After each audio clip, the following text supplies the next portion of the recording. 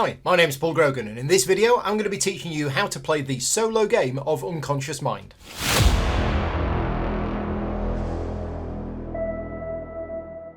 The solo game of Unconscious Mind is roughly based on the two-player game where you play against an automated opponent known as the id. To win, you must score more than them. If you haven't yet seen my how to play video for Unconscious Mind, I would strongly recommend watching that one first, as you'll need to know how to play the base game before playing this. A big thank you to Fantasia Games for sponsoring this video, but I also rely on the financial support of my Patreon campaign to keep the channel going. So if you want to support me directly, you can do so at patreon.com/gaming rules. Set up a game as if it were a two-player game, but with the following changes. When placing the location goals, place the goal that requires you to cure 5 clients in the middle and then the 3 tiles at random on either side. When creating the treatise display, arrange the tiles separately like this. Each column should contain tiles whose location tags are the same colour, with the 8-point tiles in the top, then the 10-point tiles, and then the 12-point tiles. Take the 16 meeting table cards, shuffle them, and place them face down as a deck near the meeting table. Leave space next to them for a discard pile. Place the compass arrow near your player board, pointing to either the left or the right, chosen at random. Player setup is modified as follows. Place the turn summary card and the conversion reference card nearby for you to refer to during the game. For a normal game, use this side of the reference card, showing a conversion rate of 4 coffees to 1 heart-shaped box. For a harder game, use the other side of the card, showing a conversion rate of 3 coffees instead. You are the start player. Place the starting player marker in front of you, Freud side up. Choose an unused player colour for the id. Place their office board to the right of their player board. They do not use an insight dial. Cover the left inkpot space with the inkpot overlay token. The id starts with no coffee, even though it is the second player. Place a bright idea on top of its idea markers in the middle and rightmost columns, and give it 1 bright idea to start. Place the 9 notebook tiles into the slots like this, red at the top, blue in the middle, and yellow at the bottom, with the Roman numerals 1 on the left, 2 on the middle, and 3 on the right. Ensure that the tiles are this side up, which is their inactive side. Once you've played the solo game a few times, you can actually choose to mix things up a bit and swap around which colours go in which row, as long as all the tiles in a row are the same colour and they're in numeric order. Place the id's professor in the same location as Freud. When taking starting clients, the id takes first because it's the second player.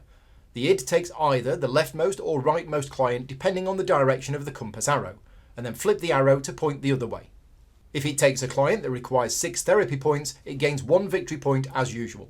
Draw a latent dream from the top of the deck as normal, placing it above the office. For its manifest dream, it takes the one with the most therapy points. If tied, use the compass arrow to determine which one it takes, and then rotate the arrow. Place the 4 routine client overlay tiles in a random order below the id's starting client like this.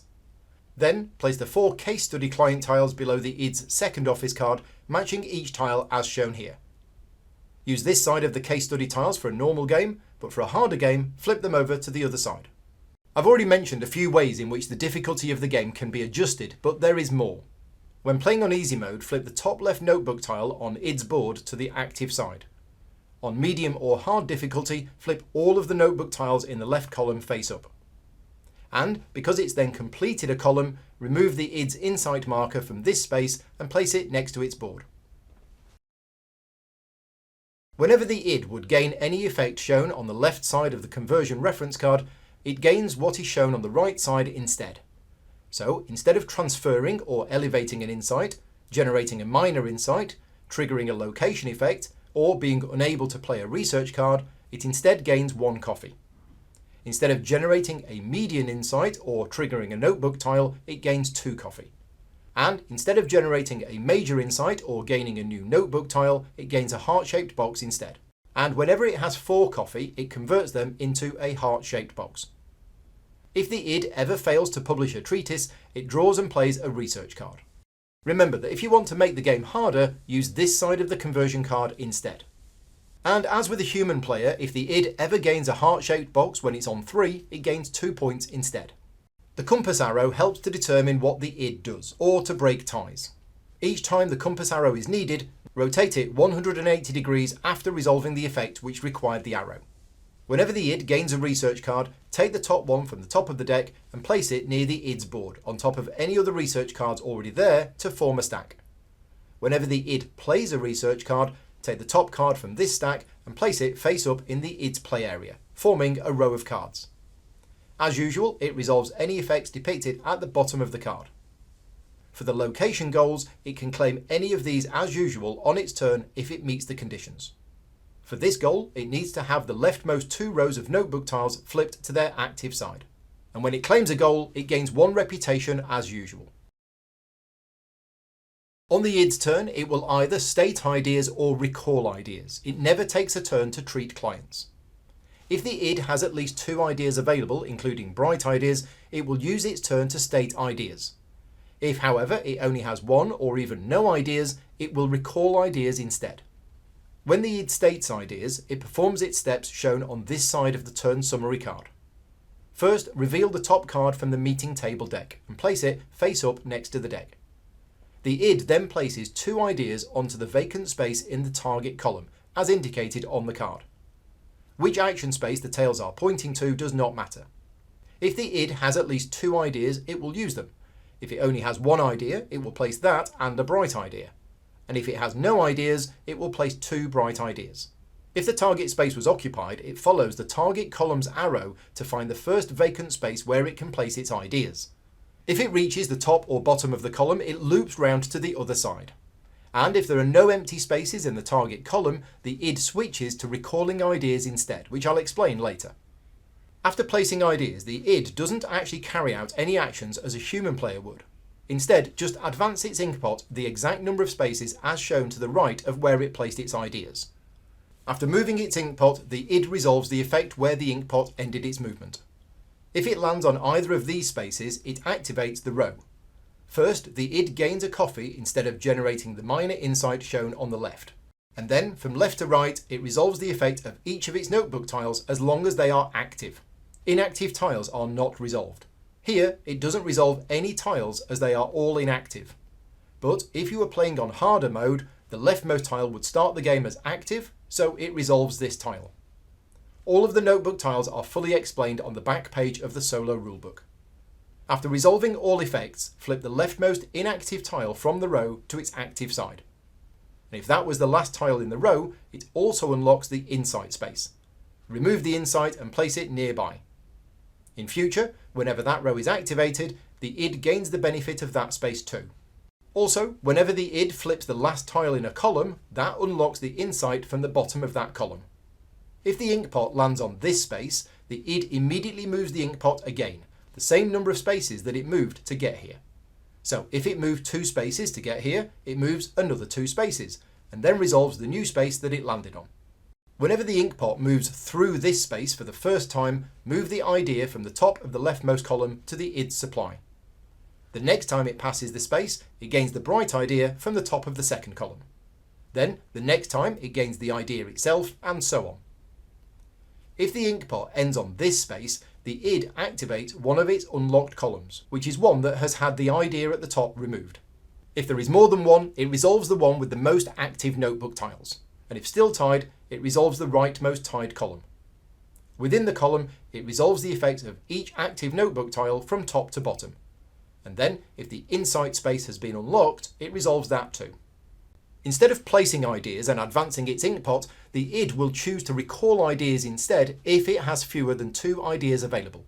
And, as just mentioned, if it cannot place ideas in the target column shown on the meeting table card because all the spaces are already occupied, it also switches to recalling ideas. First, count the number of idea spaces on the meeting table where it has at least 1 idea. The id then gains that amount of coffee just like a human player. If the id ever has 4 coffee, it immediately spends them to gain 1 heart-shaped box. Unless you are playing on the harder mode, in which case it only needs 3 coffee. The id then returns all of its ideas to its supply. It then gains a recall bonus. To determine which type of recall bonus it gets, first check to see if it has one of its insights in its supply. If it does, it will try to claim a district bonus. If it doesn't, it will try to claim a location bonus instead. To claim a district bonus, the id selects the highest value vacant bonus slot in either the district where the id's professor is or Freud, where the id has the location tags needed. If tied, the id selects the district with its own professor. For example, the id's professor is in the red district and Freud is in purple, so both of those are valid choices. The id has 4 purple tags and 3 red tags, so it has enough to claim the number 4 slot in the purple district, but you have already claimed it. The 3 slot, however, is still available. But in the red district, the id can also claim the 3 slot because it has 3 red tags. And because it's tied, the id chooses the district with its own professor. Place one of its insights from beside its player board onto the number above the slot. Then resolve the effects of the slot. The id always moves its ink pot to the maximum number of spaces allowed. And finally, place the top district token from the stack onto the space. If that was the token with the reputation icon, the id gains 1 reputation. If unable to claim a district bonus, either because the id does not have a spare insight or enough location tags, it will claim a location bonus instead. The id selects the highest empty slot in either the location where the id's professor is or Freud. If tied, it chooses the location with its own professor. For example, here, the highest empty slot in the location with Freud is the middle one, whereas in the location with the id's professor, the topmost slot is empty, so it chooses that one. Resolve the effect of that slot and then place the top district token from the stack onto the space. And again, if that was the one with the reputation icon, the id gains 1 reputation. At the end of each of its turns, the id uses any heart-shaped boxes it has to produce therapy points and applies them to clients. If the id has just 1 client, it uses as many heart-shaped boxes as it can to treat them. If the id has 2 clients, it uses as many heart-shaped boxes as it can to apply therapy points as evenly as possible. Use the compass arrow to determine which client to apply the first therapy point to, and then alternate between the clients. When applying therapy points, resolve all effects as normal, such as gaining victory points, removing catharsis, or curing the client. Note that if the id gains any heart-shaped boxes during this time, it uses those as well. Whenever catharsis is reached, remove the client's grief layer as normal, but then place the topmost overlay tile onto the client. The tile replaces the normal effect of that client. When removing the grief layer from a client in the second office, use a tile from the right column. After using its heart-shaped boxes, the id takes on a new client for each of its empty offices. The id chooses routine clients for the main office and case study clients for the secondary office. And you use the compass arrow as usual to determine exactly which client to take. As it did in setup, when the id is choosing a manifest dream, it takes the card with the most therapy points, using the compass arrow to break ties. During final scoring, the id scores points as normal, including the tags and effects from any client overlay tiles that have been placed on clients. For example, during final scoring of a game on hard difficulty, the id has 2 clients cured and 1 more that has reached catharsis. This one is a routine client and simply provides the tags shown. This one is a case study client who scores 3 points for each university and cafe tag that the id has, to a maximum of 15 points. And this one is a case study client who scores 3 points for each point of reputation it has, to a maximum of 15. If you score more than the id, you win. If you tie, you must have a higher reputation in order to win. What I haven't covered in this video is how each of the individual modules and the Nightmare expansion work with the solo game. For the full details of each of those, refer to the respective rulebooks. I hope you found this video useful in learning how to play the solo game of Unconscious Mind. If you want to see a solo playthrough of the game, click on the little eye in the corner or check out the link in the description of this video. And if you have any questions about the game, please leave them in the comments. And whilst you're there, give the video a like and subscribe to the channel for more content. And as mentioned earlier, I do rely on the support of my Patreon to keep the channel going. So if you are in a position to be able to do so, please visit patreon.com/gamingrules for exclusive access to the Gaming Rules community and some additional bonus content. Until next time, take care and thanks for watching.